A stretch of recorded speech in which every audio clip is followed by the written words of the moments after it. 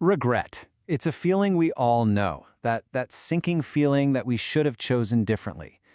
But what if having fewer options, less freedom to change your mind, could actually make you happier? It sounds completely counterintuitive, I know, but it's actually the key to understanding this incredibly powerful and often misunderstood emotion. So this idea really comes into focus with a fascinating experiment out of Harvard back in 2002. They took a group of photography students and offered them one of two high-quality prints to keep. Now, half the group was told, your choice is final, that's it. The other half was told they could come back and swap it out anytime in the next few days. At first, everyone was equally happy. But when they checked back a few days later, the group whose choice was final, well, they were significantly more satisfied. And the group with the option to change their minds, their satisfaction had actually dropped. So what on earth is going on here? Why did having more freedom lead to less happiness?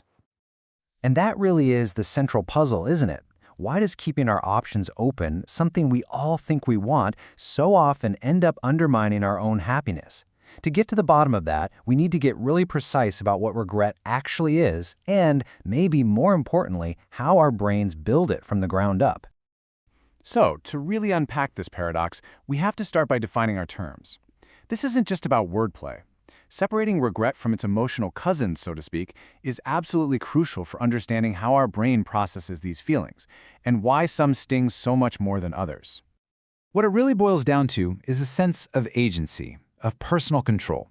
See, disappointment happens when things outside our control go wrong. You know, a concert gets canceled. You're bummed out, but it's not your fault. Regret, though, that's different. That comes directly from our choices. We chose the wrong route, we got stuck in traffic, and we missed the show. That hurts because we were in the driver's seat.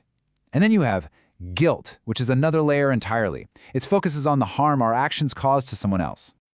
So a good working definition of regret is the pain that comes from an upward comparison. Our brain literally compares our current reality with a better, imagined, what-if scenario that we believe was within our grasp. And that's exactly what was happening with those photography students.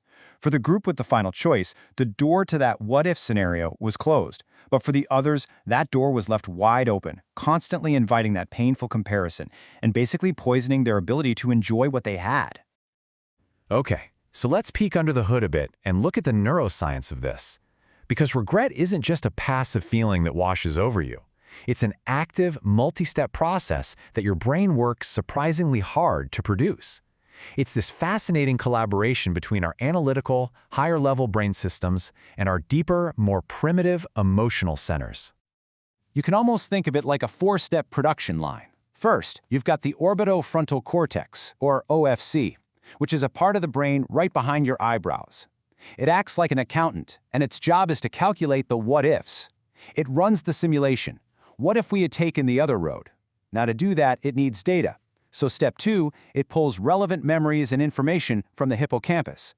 Then third, if the OFC's calculation shows that a better outcome was possible, the anterior cingulate acts like an alarm system, sending a signal down to the emotional centers. And that leads to step 4. The amygdala fires up, producing that signature, painful, gut punch feeling we call regret. And we know this isn't just a theory because of some really compelling neurological evidence.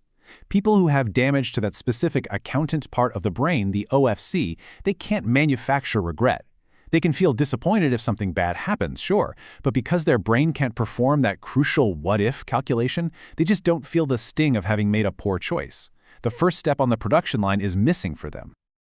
So this all raises a pretty big question. If this feeling is so painful and it requires all this complex brain machinery to produce, why did we even evolve to have it? Is it just some kind of bug in our mental software?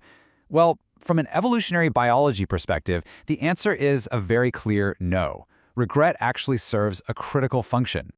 I think this is the perfect metaphor for its purpose. Regret is like a bright red, sticky Post-it note that our emotional brain slaps onto the memory of a bad decision. It's designed to be uncomfortable, to be memorable, for a very, very good reason. And this is the core of it, really. Regret isn't about punishing you for the past, it's about protecting you in the future. That painful feeling is a powerful learning signal. The amygdala makes the memory of that bad choice so emotionally potent that the next time your analytical brain faces a similar fork in the road, it sees that big red Post-it note and says, all right, let's not do that again. It's a feature, not a bug. But it gets even more nuanced, because not all regrets are created equal. The feeling actually changes pretty dramatically over time, and it all depends on whether it came from something we did, an action, or something we failed to do, an inaction. So in the short term, right after something happens, it's the regrets about our actions that sting the most. Saying the wrong thing at a party, making a bad investment, taking that shortcut that turned out to be a disaster. The pain is sharp and immediate. But as time goes on, a really interesting shift happens. Those action-based regrets, they tend to fade. And what's left, what lingers for years or even decades, are the deep, aching regrets over inaction. The chances we didn't take, the things we didn't say, the paths we didn't explore. There's that old saying, and it's a perfect way to think about how our minds handle inaction. When we don't act, our mind is left holding an unfinished story. And because it isn't grounded by the messiness of reality, our imagination is just free to run wild, to fill in that blank space with all kinds of idealized possibilities. And there's a fascinating psychological reason for this. Our minds have what you could call a psychological immune system. When we act and we fail, it kicks into gear. We rationalize, we learn a lesson, we tell ourselves, well, at least I tried, and we find a way to move on. But for inaction, there's no failure to process. The immune system has nothing to work with, and so that unchosen path can remain a perfect, idealized fantasy that just gets bigger and better in our minds as the years go by. So, if regret is this unavoidable and, in some ways, even useful biological signal, then the real challenge isn't about trying to eliminate it. It's about learning how to use it constructively. The real problem starts when we get stuck on the signal itself, when a helpful alert turns into a source of chronic pain. The clinical term for this is rumination, and it's the mental equivalent of just chewing on the same piece of flavorless gum for hours on end. You're just endlessly replaying the mistake, asking why me, or how could I have been so dumb, without ever moving toward a solution or a lesson, and that's the point when the post-it note is no longer a helpful reminder, it becomes a tool for self-torture.